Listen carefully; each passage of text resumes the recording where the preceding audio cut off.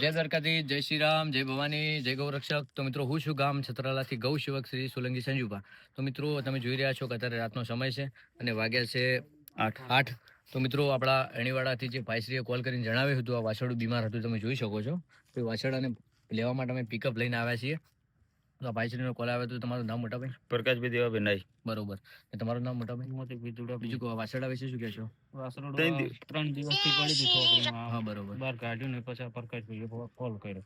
તો મિત્રો તમે જોઈ રહ્યા છો કે આપણે 3 દિવસથી વાછરડું પડ્યું હતું અને આ ભાઈશ્રીઓ કોલ કર્યો છે, અણીવાડાના છે, અને આ ભાઈશ્રી તો ખૂબ જ આપણને સપોર્ટ આપે.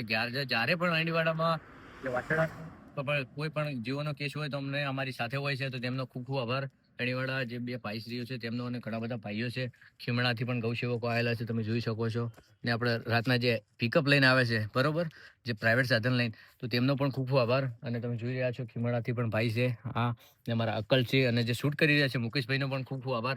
તો બસ આ રીતે બધા જીવોની સેવા કરીએ છીએ લોકપાળાથી. તો બધા મિત્રોને 2 હાથ જોડીને વિનંતી ગૌ ભક્તોનો કે આપણે બધા જીવોની સેવા કરીએ છીએ. તો આપણે એમ્બ્યુલન્સ તો હાલ નથી આપણા ગૌશાળામાં, પણ બસ સાથ સહયોગ રાખજો. તો મિત્રો આપણે શોર્ટ ટાઈમ બધા જીવો માટે સેવા કરવા માટે એમ્બ્યુલન્સ પણ આવી જશે. જય ગૌ માતા, જય દ્વારકાધીશ, જય શ્રી રામ. જય શ્રી રામ.